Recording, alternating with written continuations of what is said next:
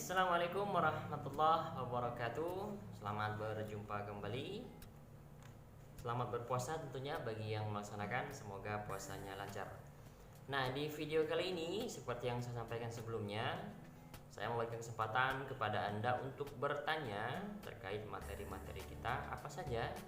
Saya akan berikan jawaban terkait pertanyaan-pertanyaan Anda terkait materi-materi kita. Karena memang kita berharap mudah-mudahan bisa segera bertatap muka, karena memang harus diakui perkuliahan seperti ini menurut saya tidak begitu efektif, tapi kita tetap berusaha untuk selalu terhubung, untuk selalu memberikan yang terbaik, sehingga mudah-mudahan transfer pengetahuan antara pendidik dan peserta didik bisa terlaksana. Nah, ada cukup banyak yang bertanya, ya, mungkin ada 5-6 mahasiswa. Saya buka dulu. Oke, yang pertama, Assalamualaikum. Waalaikumsalam. Saya Fitriani. Oh ya, Fitriani, Prodi BK semester 2. Saya ingin bertanya, yaitu berkaitan dengan permasalahan pribadi sosial meliputi kemandirian emosional, yaitu belum mampu membebaskan diri dari perasaan dan sikap kekanak-kanakan atau masih belum mampu mengatasi situasi frustasi. Nah, yang ingin saya tanyakan adalah bagaimana strategis dan teknik bimbingan yang diberikan berkaitan dengan permasalahan tersebut. Maaf mengganggu waktunya dan sekian dan terima kasih.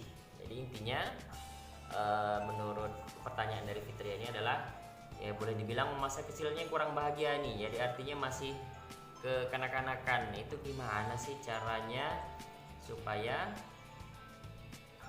apa tadi nih, sebentar.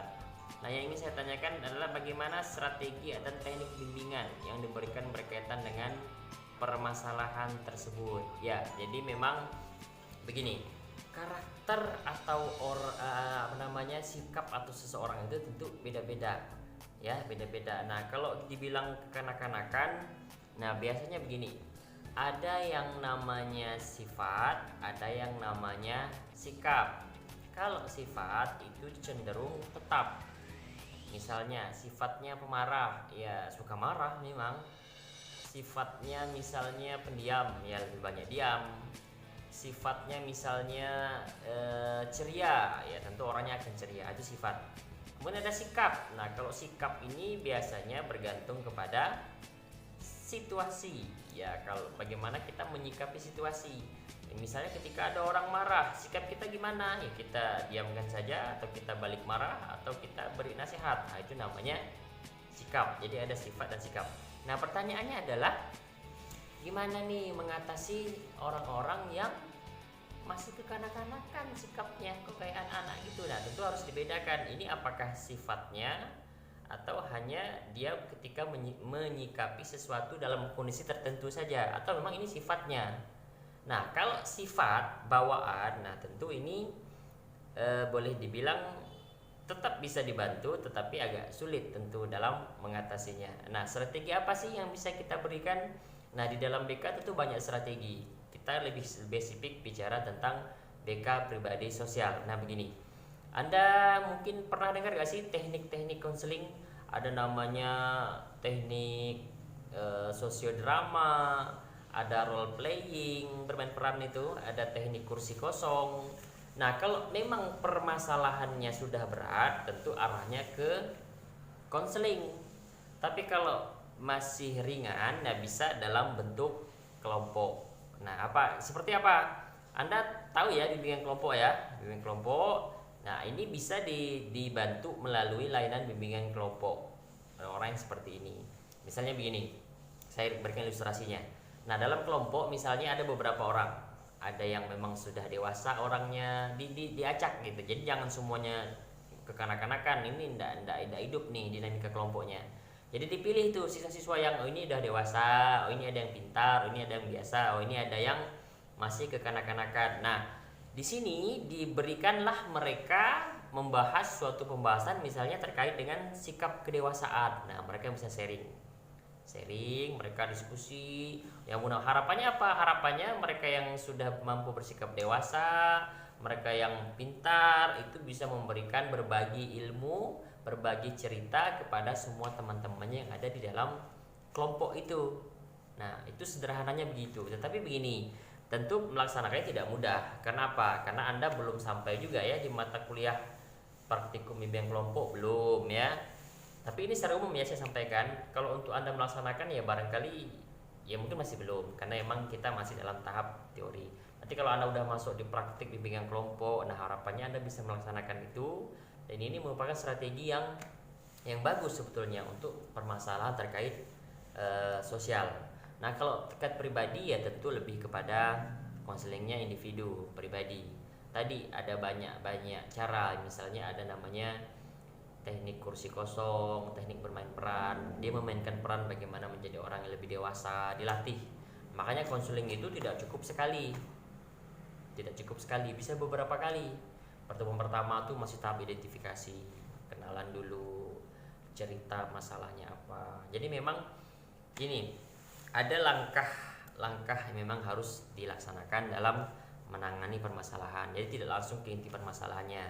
Jadi harus ada tahapnya, ada namanya identifikasi, mengenali dulu kliennya, ada namanya diagnosis, mencari tahu sebab masalahnya, ada namanya prognosis, menentukan bantuan yang mau diberikan, ada namanya treatment, artinya perlakuannya, bantuannya, ada namanya follow up, tindak lanjut dari hasil yang sudah dicapai. Jadi gitu ya, jadi banyak sekali, ada beberapa cara ya, tapi saya sampaikan secara umum saja, tidak detail karena Anda akan praktik nanti.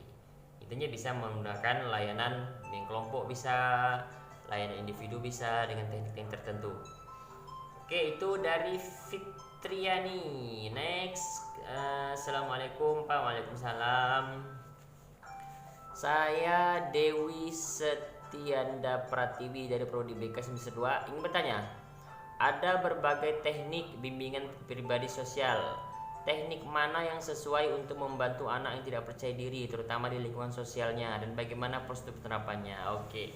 Ya, ini lagi-lagi ya memang gini, saya sampaikan dulu. Jadi memang di mata kuliah ini kita lebih ke teori ya, jadi tidak ke praktik. Saya hanya menjelaskan secara umum saja, karena memang namanya ilmu itu selalu bertahap ya, tidak mungkin kita akan bisa langsung praktik kalau kita tidak mempelajari teorinya. Nah, saya sampaikan secara umum ya. Pertanyaannya bagaimana atau teknik yang mana yang sesuai untuk membantu anak yang tidak percaya diri, terutama di lingkungan sosialnya, dan bagaimana prosedur penerapannya. Oke. Ya, anak-anak tidak percaya diri ini tentu dalam menentukan tekniknya tidak bisa langsung kita tentukan. Misalnya tidak percaya diri nih, langsung kita kasih tentukan gini caranya, tidak begitu. Langkah pertama adalah tentu kita harus cari tahu dulu apa penyebab dia tidak percaya diri. Nah, itu kita harus tahu dulu permasalahannya apa, kenapa dia tidak percaya diri. Karena apa? Karena beda sebab, beda cara penanganannya. Misalnya contoh ilustrasi nih, pusing. Tentu pusing, penyakitnya pusing, tentu obatnya bisa beda-beda, tergantung sebabnya, ya kan? Misalnya pusing karena masuk angin, nah tentu misalnya minum aja jahe, minum tol angin misalnya, ya kan, pusing. Tapi pusing yang kedua, pusing karena nggak ada duit, apakah ampuh minum tol angin? Tentu tidak. Kenapa? Gejalanya sama, pusing, tetapi sebabnya beda. Nah, kalau tidak percaya diri ini, yang perlu dipahami adalah harus tahu dulu nih apa sih penyebab anak ini tidak percaya diri. Misalnya ternyata sebab dia tidak percaya diri karena dia ini misalnya tidak percaya diri apa ya, misalnya ya, sebabnya karena Ya, karena mungkin dia tidak cantik, merasa tidak ganteng sehingga dia tidak percaya diri. Mungkin ini ya, kita ambil contoh aja. Ya mungkin dia merasa tidak ganteng, dia merasa tidak cantik kalau perempuan. Artinya penampilannya biasa-biasa sehingga dia tidak percaya diri. Nah, bisa jadi ya. Bisa jadi kita ambil contoh beginilah. Lalu bagaimana kalau kita jadi guru BK dalam menangani hal ini? Nah, tentu lagi-lagi kalau yang seperti ini sebetulnya lebih kepada cara berpikirnya atau mindsetnya. Kalau di konseling itu ada namanya rasional emotif terapi. Jadi sebetulnya pikiran rasionalnya aja. Kenapa? Karena selagi kita normal, ada hidung, ada mata, kita berpakaian, apa yang harus kita takutkan? Kan gitu ya, pikiran kita yang normal, yang bisa berpikir rasional. Nah, mungkin mereka tidak mampu berpikir rasional. Nah, ini tinggal diarahkan pikirannya supaya bisa lebih rasional menerima kondisi dirinya. Nah, tentu lagi-lagi tidak cukup hanya dengan sekali pertemuan, tentu beberapa kali pertemuan. Makanya tugas BK itu sangat bervariasi sekali.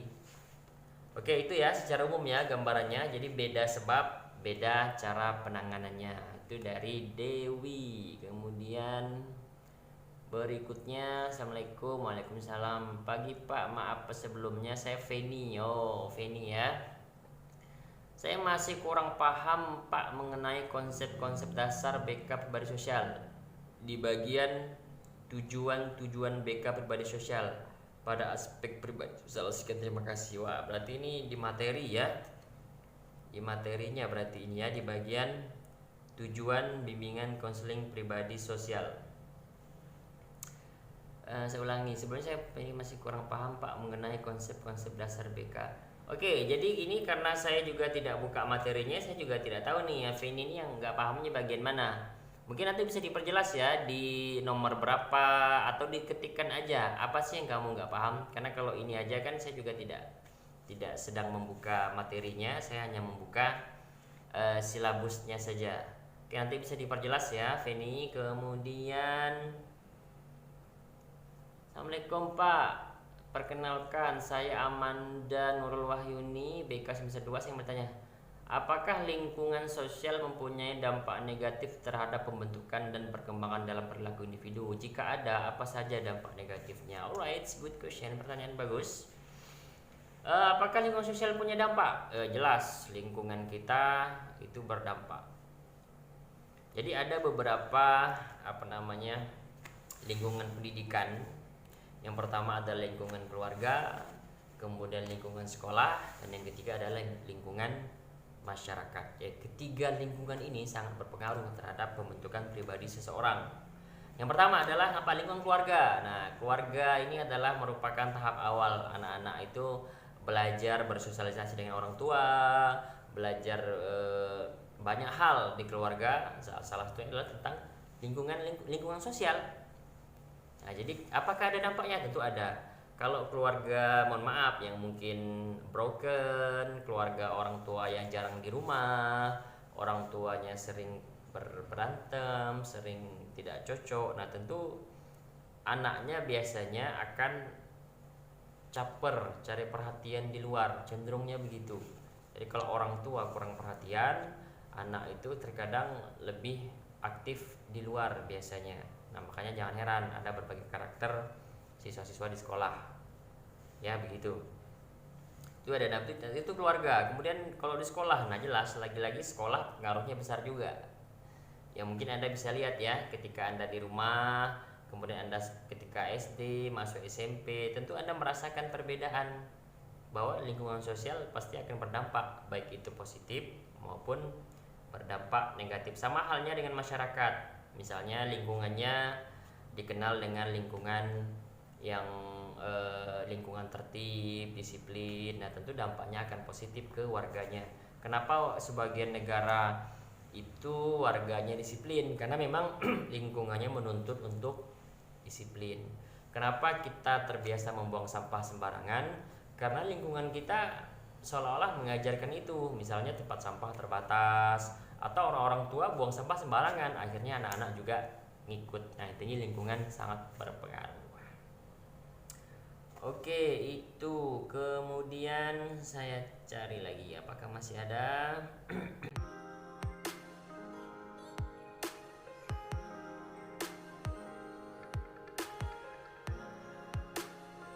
Oke, sepertinya tidak ada lagi. Itu saja.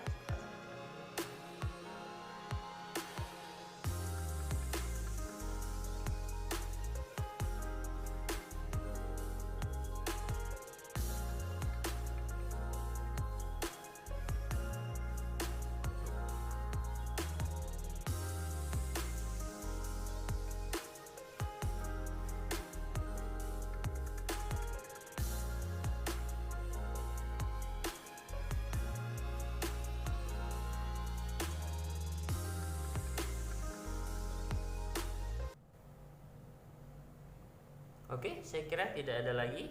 Mungkin ada yang terlewat. Kalau ada yang terlewat, nanti silakan disampaikan kembali ke saya agar bisa saya tanggapi. Oke, itu barangkali terkait dengan saya terus membuka pertanyaan. Jadi kalau Anda baca-baca lagi PowerPoint Anda baca materinya, kalau ada yang kurang paham, Anda tanyakan. Silahkan tanyakan saja, karena saya berpikir memang tadi itu, jadi memang perkuliahan ini memang mungkin tidak begitu efektif, tapi setidaknya kita akan selalu mencoba supaya tetap terhubung, supaya tetap terjalin transfer pengetahuan. Harapannya begitu. Silakan untuk kedepannya chat saja kalau mau bertanya, dan saya ingatkan lagi terima kasih tugas-tugas Anda. Saya sudah cek beberapa email, ternyata sudah mulai masuk. Kalau yang susah sinyal dan semacamnya, ya silahkan diusahakan, karena emang jaringan sangat dibutuhkan dalam perkuliahan ini, semua mata kuliah saya rasa ya. Nah, jadi silahkan email saja rutin ya, tiap minggu. Hari ini ada Selasa, mengirimkan tugas-tugasnya. Oke, saya kira itu saja untuk hari ini. Hari ini saya anggap sebagai ya pertemuan 5 ya, 5 pertemuan 5 6 mungkin barangkali. Ya intinya tugasnya dikumpulkan tiap minggu. Mohon maaf jika ada kata-kata yang kurang berkenan. Saya akhiri. Assalamualaikum warahmatullahi wabarakatuh.